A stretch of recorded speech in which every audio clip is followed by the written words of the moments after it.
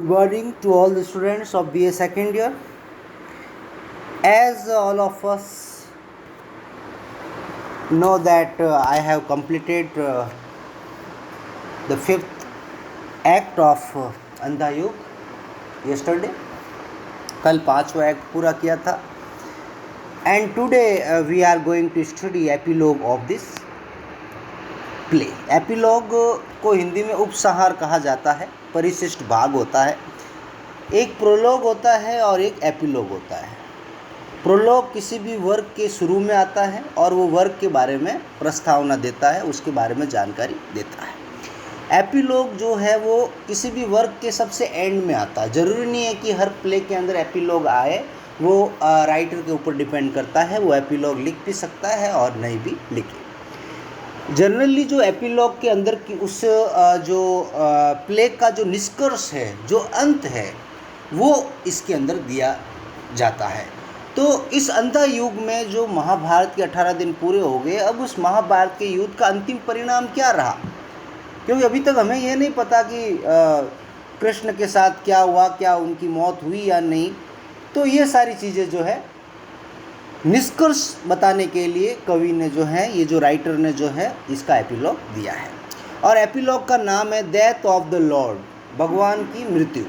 और यहाँ लॉर्ड श्री कृष्ण को कहा गया है, तो उनकी मृत्यु के बारे में इस एपिलॉग में बताया गया है. इनवोकेशन, इनवोकेशन प्रार्थना करते हैं, यानी कि स्टेज पर कुछ लोग खड़े हैं हाथ जोड़े हुए और भगवान से प्रार्थना कर रहे हैं. क्या प्रार्थना कर रहे हैं? You are the word O Lord, ए भगवान तुम ही हमारे शब्द हो. You are the meaning of meaning, और तुम ही हमारे जीवन का अर्थ हो. You are our refuge O Lord, तुम ही हमारी शरण हो. यू आर आर कंसोलेशन, तुम ही हमारी सांत्वना हो, सहानुभूति हो. Those who cry out to you O Lord never cry in vain, ए भगवान जो तुम्हारी ओर देखकर जो तुम्हें पुकारता है वो कभी भी व्यर्थ में नहीं जाता. तुमने हमेशा उनकी पुकार को सुना है और उनको सहयोग दिया है. We sing in your praise O Lord, ए प्रभु हम तुम्हारी प्रशंसा में गीत गाते हैं. We sing in praise of your devotees, हम तुम्हारे भक्तों की प्रशंसा में भी गीत गाते हैं. O Lord devotees who have sung in your praise, हम ना केवल तुम्हारी आपकी प्रशंसा कर रहे हैं प्रभु, बल्कि जिन लोगों ने आपकी प्रशंसा की है उनकी भी हम प्रशंसा कर रहे हैं, उनके बारे में भी हम गीत गा रहे हैं. For generation to generation about the mysteries of your acts, the mysteries of your creation. Generation पीढ़ियाँ पीढ़ी होती हैं. मिस्ट्रीज रहस्य, एक्ट कार्य, मिस्ट्रीज ऑफ योर क्रिएशन यानी रचना. ये प्रभु सदियों से पीढ़ी दर पीढ़ी जो तुमने रहस्यमयी लीलाएं की हैं, तुमने इस जगत की रचना की है, कई चीज़ों की रचना की है, उनकी प्रशंसा जो है सभी भक्त सभी लोग तुम्हारी करते हैं और हम भी तुम्हारी प्रशंसा करते हैं. Grant this lonely pilgrim in search of faith O Lord a few words, a few thoughts, a few images to sing in sorrow at your sacrificial death. हे प्रभु, ये जो एक पिलग्रिम है, जो धार्मिक यात्री है, जो आस्था की खोज में जो इस संसार में भटक रहा है, उस व्यक्ति को प्रभु शब्द दो, उसको विचार दो, उसको इमेज दो, उसके दिमाग में कुछ पिक्चर दो. To sing in sorrow at your sacrificial death, ताकि तुम्हारी मौत के ऊपर ये जो व्यक्ति है इस संसार के अंदर, वो तुम्हारी मौत के ऊपर दुख में गीत गा सके. ऐसा कोई गीत इस व्यक्ति को सिखाओ प्रभु. तभी जो कॉरस, ये तो इन्वोकेशन था, ये कवि ने भगवान से प्रार्थना की है कि किस तरह से वो कवि की भगवान की प्रशंसा करना चाहता है, और भगवान जो है उसको, चाहे कवि हो, उसको ऐसा गीत देवे ताकि वो भगवान की मृत्यु के ऊपर उस गीत को गा सके. अब कॉरस आता है. और आप सभी जानते हैं कॉरस क्या होता है. इट वाज, कॉरस क्या कहता है? It was a radiant forest. क्योंकि कोई भी इम्पोर्टेंट चीज़ हमें कॉरस के माध्यम से बताई जाती है, जो चीज़ हमारी आंखों के सामने घटित नहीं होती है, तो वो कॉरस बोलकर हमें बताता है. और कॉरस कहता है it was a radiant forest, ये बड़ा चमकीला जंगल था, क्योंकि जंगल में आग लग रही थी. By the shore of the sea, और ये जंगल कहाँ था? सागर के किनारे। Sun kissed waves crashed against the sands, और समुद्र की जो लहरें थी उसके ऊपर सूरज की किरणें पड़ रही थी और वो लहरें जमीन के अगेंस्ट टकरा रही थी। Sea washes vast breezes swept through the palm trees, और सागर का पानी सागर के किनारे खड़े पाम के पेड़ों से टकरा रहा था। The fragrance of Tulsi filled the forest air with sweetness, और जंगल के अंदर तुलसी के खूब सारे पौधे थे और तुलसी की सुगंध से पूरा फॉरेस्ट सुगंधमय हो गया था। ऐसा कोरस कहते हैं। मतलब कोरस जो है एक ऐसे जंगल का वर्णन कर रहे हैं जो चमकीला है, सागर किनारे हैं, और उस जंगल में तुलसी के पौधे हैं जिसकी सुगंध फैल रही है। Under the shadow of a people tree, और उस जंगल के अंदर एक पीपल का पेड़ है, और उस पीपल के पेड़ की छाया के नीचे Lord Krishna sat on the cool earth, भगवान श्री कृष्ण उस जंगल में एक पीपल के पेड़ के नीचे उसकी छाया में बैठे हैं। काम, शांत, साइलेंट, चुप, स्टिल, बिना हिले डुले, एट पीस, एकदम शांति से भगवान उस जंगल में पीपल के पेड़ के नीचे बैठे हैं। His body dark as the clouds, और भगवान ऐसा कहा जाता कि श्री कृष्ण काले रंग के थे, श्याम वर्ण के थे, जैसे काले बादल कैसे होते वैसा उनका रंग दिख रहा था। शीम्ड लिटिल टायर्ड, और उनको देखकर लग रहा था कि वो थके हुए हैं। अ लिटिल वेरी, थोड़े हारे हुए हैं। The last petal on a lotus in a garland of flowers, the last petal on a lotus in a garland of flowers, और भगवान के जो कमल के फूलों का जो हार पहना हुआ है उसमें केवल एक पंखुड़ी बची हुई है फूल की, बाकी सभी नष्ट हो चुकी है, गिर चुकी है। Shadows of people leaves played on his gracious head, और पीपल की जो छाया है वो भगवान की जो ललाट है उसके ऊपर मंडरा रही है। Heavy with sleep his eyelid drop, और कई दिनों से सोए नहीं भगवान, इसीलिए उनकी जो पलकें हैं वो अपने आप बंद हो रही है। Like the half open petals of blue lotus, एक जो नीला कमल होता है वो नया नया खिलने वाला होता है, पूरा नहीं खिलता तो कैसे उसकी पंखुड़ी आदि बंद होती हैं, तो उसी तरह से भगवान की भी जो पंखुड़ियाँ हैं, जो उनकी जो पलकें हैं वो नींद की कमी के कारण अपने आप बंद हो रही है। होता ना, कई बार हम बैठते नींद आती अपना बंद होती फिर वापस खोलने की कोशिश करते हैं, वैसा उनके साथ हो रहा है। ही लीन्ड अगेंस्ट द ट्री, भगवान पेड़ के सहारे बैठते हैं।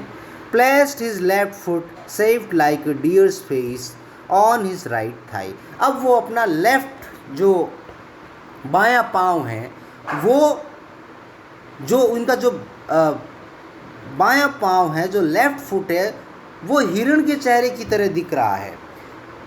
आपका जो होता है ना अपना जो फुट जो बूट के अंदर डालते हैं वो एकदम हिरण के चेहरे की तरह दिख रहा है, और भगवान अपने लेफ्ट जो पाँव है उसको राइट पाँव के ऊपर रख देते हैं।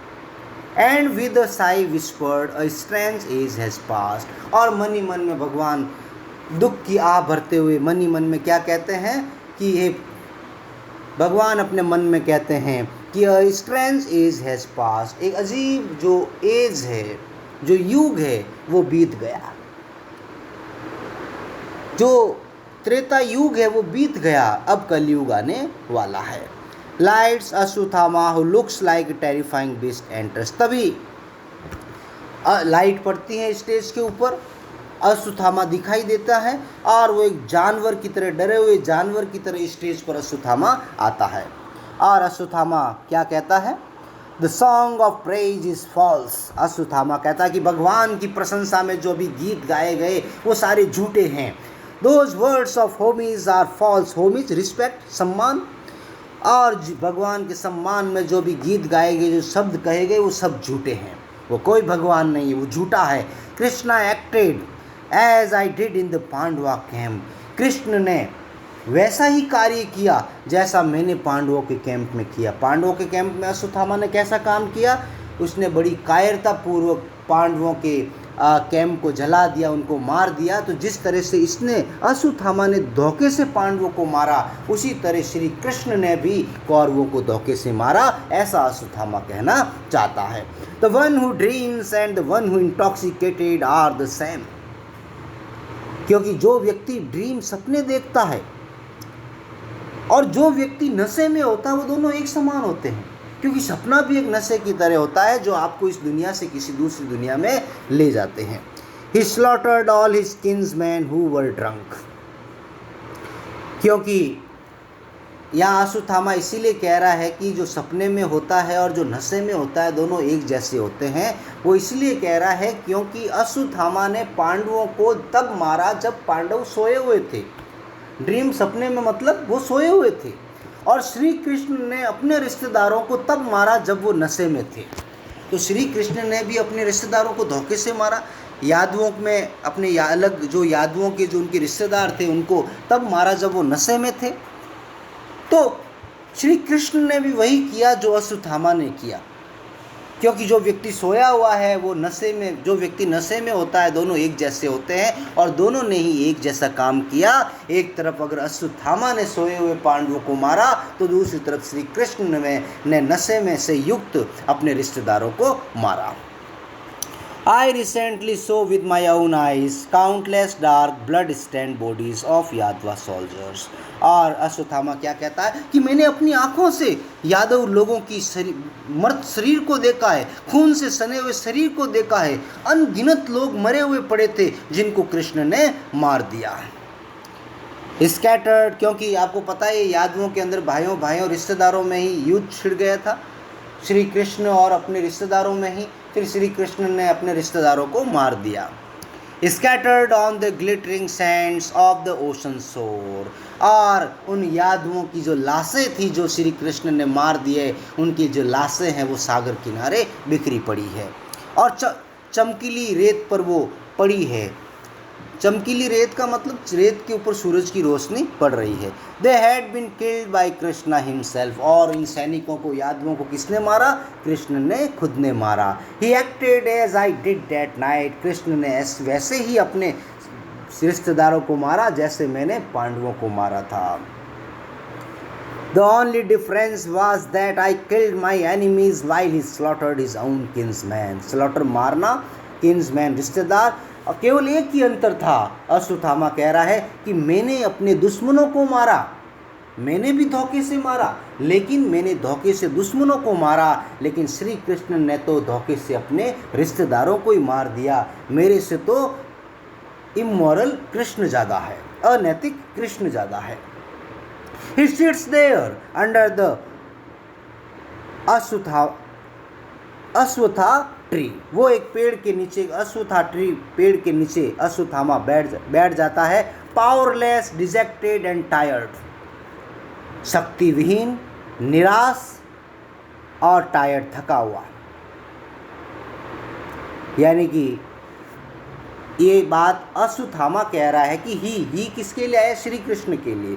कि कृष्ण जो है एक पेड़ के नीचे थका हारा शक्तिहीन बैठा है। I shall ask him why my body is tormented by the pain of infinite hells while his lotus-like body has not been corroded by 1,000 wounds and 1,000 sores। Ashwatthama कह रहा है उस पेड़ के नीचे श्री कृष्ण बैठा है, मैं उसको जाकर पूछूंगा कि तुम्हारे अभिशाप से मेरा शरीर नष्ट हो गया है, शरीर के अंदर घाव बन गए हैं और मैं तड़प रहा हूँ, लेकिन तुम्हारा जो शरीर है वो कमल की भांति है श्री कृष्ण। इसमें हजारों घाव हो गए लेकिन इसमें तुम्हें कुछ भी दर्द नहीं हो रहा है, इसके ऊपर कोई खून नहीं है, ऐसा क्यों? एग्जिट अश्वत्थामा। इतना कहकर अश्वत्थामा चला जाता है। संजय एंटर्स, तभी स्टेज पर संजय आता है। He drags himself on to the stage. और अपने आप को घसीटते हुए संजय स्टेज पर लाता है। Sanjay, I had once told you, O Lord। एक बार मैंने आपको बोला था प्रभु, even if I did not have arms, I would still embrace you। एक दिन मेरी बाहें नहीं होगी, मेरी भुजाएं नहीं होगी, उस दिन भी मैं आपको गले लगाऊंगा प्रभु। even if I did not have eyes, I would still gaze upon you। जिस दिन मेरी आंखें नहीं होगी, उस दिन भी मैं आपको प्रभु देखता रहूँगा। even if I did not have legs, यहाँ तक कि मेरी टांगें नहीं होगी, I would still find you, फिर भी मैं चलकर तुम्हें आपको ढूंढ लूँगा प्रभु। ऐसा मैंने आपको कहा था। संजय भगवान से कहता है, बट टूडे, लेकिन आज, O Lord my pride is shattered, लेकिन प्रभु आज मेरा घमंड टूट चुका है, बिखर चुका है। All my life I have failed my faith, पूरे जीवन में मैंने अपना विश्वास बनाए रखा, आस्था बनाए रखी। इन द एब्सोल्यूट ट्रूथ, सत्य में हमेशा मैंने विश्वास रखा, आस्था रखी, भगवान में मैंने हमेशा भरोसा किया। आई रिफ्यूज टू एक्ट, इसीलिए मैंने किसी भी साइड का पक्ष नहीं लिया, ना कौरव का ना पांडव का। Slowly I lost my divine vision, और धीरे धीरे मैंने अपनी देवी शक्ति खो दी। क्योंकि आप सबको विदित होगा कि संजय कोई देवी शक्ति थी कि वो आंखें बंद करके दूर दराज हो रही घटनाओं को गांधारी और धृतराष्ट्र को बता सकता था। And that day in the forest inferno, inferno आग होती है, इन्फर्नो वैसे नरक होता है जहाँ आग जलती है। Even my legs were badly scenes, actually यहाँ जंगल को नरक कहा गया क्योंकि जिस दिन जंगल में आग लगी थी, धृतराष्ट्र, कुंती, गांधारी सब जल गए थे, वहाँ पर संजय भी मौजूद था और संजय की भी टांगे पूरी तरह से जल गई थी। तो संजय बिल्कुल, उसकी टांगे जल सी गई है, वो चल नहीं पा रहा है और भगवान को याद कर रहा है और अपनी मन की बात रख रहा है। A hunter enters crouches behind a bush, तभी जंगल के अंदर एक शिकारी प्रवेश करता है और झाड़ी के पीछे छुप जाता है। ही टेक्स एम विद हिज बाउ एंड एरोज, और वो अपने धनुष के अंदर बाण को तान कर बैठ जाता है, मानो किसी शिकार के ऊपर वो अपना धनुष चलाने वाला हो।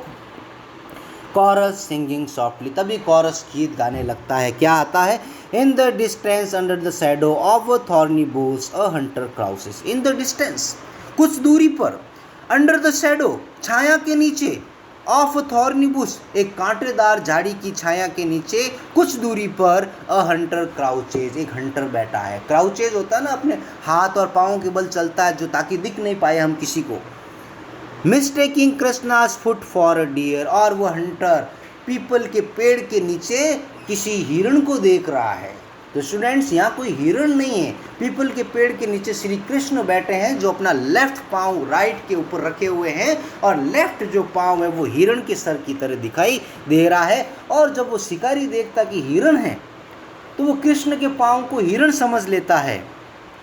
ही ड्रॉज हिज बाउ स्ट्रिंग एंड टेक्स एम, वो अपने धनुष की जो धागा है उसको खींचता है तीर फेंकने के लिए और वो अपना निशाना साधता है। Sanjay suddenly noticing the Hunter, तभी संजय देखता है कि एक शिकारी भगवान के ऊपर तीर चला रहा है। स्टॉप स्टॉप, संजय कहता है रुको रुको, ओ ही कैनॉट हियर मी, ओ ये वो मुझे सुन नहीं रहा है, वो शिकारी मुझे सुन नहीं रहा है। A divine radiance shall soon be extinguished from our world, अगर इसने तीर चला दिया तो इस संसार से एक देवी शक्ति नष्ट हो जाएगी। देवी शक्ति कौन सी? भगवान श्री कृष्ण। रेडियंस चमक, एक्सटिंग्विश बुझ जाना, वर्ल्ड संसार, अगर उसने भगवान को मार दिया तो इस जीवन से उजाला चला जाएगा, ऐसा संजय कह रहा है। I have dragged myself across hundreds of miles, but I will never reach that अश्वत्था tree. Sanjay कह रहा, मैंने सैकड़ों मील बिना पाँव के अपने शरीर को जमीन पर घसीटते हुए यहाँ आया हूँ, लेकिन फिर भी मैं अश्वत्था पेड़ तक नहीं पहुँच पा रहा हूँ, पीपल के पेड़ तक नहीं पहुँच पा रहा हूँ जहाँ भगवान सोए हुए हैं, ताकि मैं उनको आगाह कर सकूँ, उनको बचा सकूँ।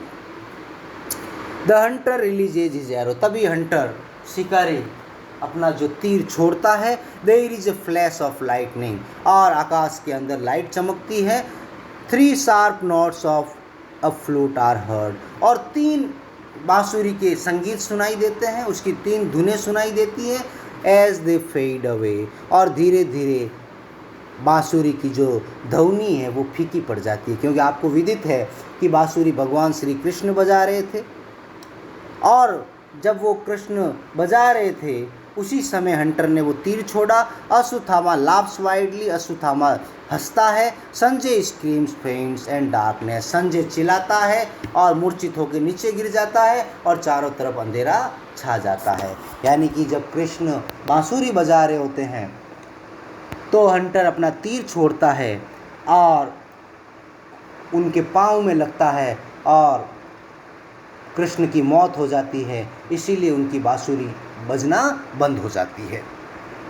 फिर कॉरस वापस आता है, the stars went out, darkness cover the earth. Chorus कहता है अब जो है तारे बुझ गए हैं, धरती पर अंधेरा छा गया है, and that forest of fear became even more terrifying. और जो जंगल, जो डर का जंगल है, क्योंकि उस जंगल ने कितने लोगों को जला दिया, और भगवान की मौत के बाद तो ये जंगल और भी डरावना बन गया है कि इस जंगल में जो भी आता है मर जाता है। The moment Krishna was killed, जिस क्षण कृष्णा की डेथ हुई, द्वापर युग केम टू एंड, उसी क्षण द्वापर युग खत्म हो गया। सबसे पहले सतयुग था, फिर रामायण के समय त्रेता युग था, महाभारत के समय द्वापर युग, और महाभारत के बाद कलयुग शुरू हुआ था। तो श्री कृष्ण की मौत के बाद कलयुग आ गया और द्वापर युग खत्म हो गया। And on is god for second earth, Kalyug took it's first step. और भगवान की मौत के बाद ही, क्योंकि इतने दिनों तक इस धरती पर कृष्ण थे जिसको लोग भगवान मान रहे थे, उसका साया था, तो बुरी छाया इस धरती पर नहीं आ पाई थी, लेकिन उनकी मौत के साथ ही पूरे संसार में कलयुग छा गया, अंधेरा छा गया। And that forest of fear became even more terrifying, और वो जंगल और डरावना हो गया जिस जंगल में भगवान की मौत हुई।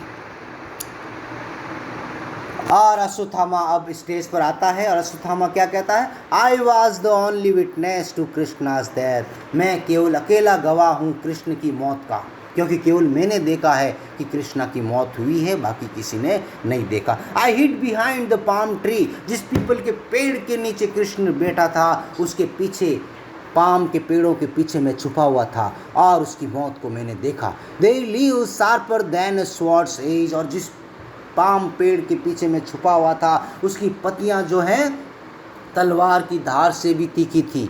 कट इन टू माई पुट्रीफाइड बदबूदार सड़ा हुआ बासी फ्लैश मांस, यानी कि इसको श्राप मिला था अश्वत्थामा को कि इसका शरीर जो है दुर्गंध मारेगा, तो उसके दुर्गंध मारते हुए शरीर के अंदर वो तीखी तीखी पत्तियां घुस गई, उसकी खून बाहर निकलने लग गया, और वहाँ छुपा हुआ था और वो सारा नज़ारा देख रहा था। But I held my breath, लेकिन उसने अपनी सांस को बरकरार बनाए रखा। स्टूड दे ट्रांसफिक्स्ड, और एकदम बिल्कुल ज़मीन से जैसे ज़मीन में फिक्स हो जाता ना, वैसे वहाँ खड़ा था। विदाउट अटरिंग अ साउंड, बिना आवाज़ किए हुए। डीपली एग्रीव्ड, तभी अश्वत्थामा को मन में दुख प्रकट होता है। When the arrow pierced him, I was surprised to see his foot blister as my body does. और अश्वत्थामा बड़े दुख से कहता है कि जब हंटर ने तीर मारा, जब भगवान के पाँव पे तीर लगा, तो उसके शरीर से वैसे ही खून निकला, वैसे ही उसके शरीर पर जो घाव हुआ पाँव पे, जैसा मेरे शरीर पर हुआ था। The same dark blood flow out of his foot, जैसे मेरे शरीर से काला खून निकला था, वैसे ही भगवान के पाँव से काला खून निकला।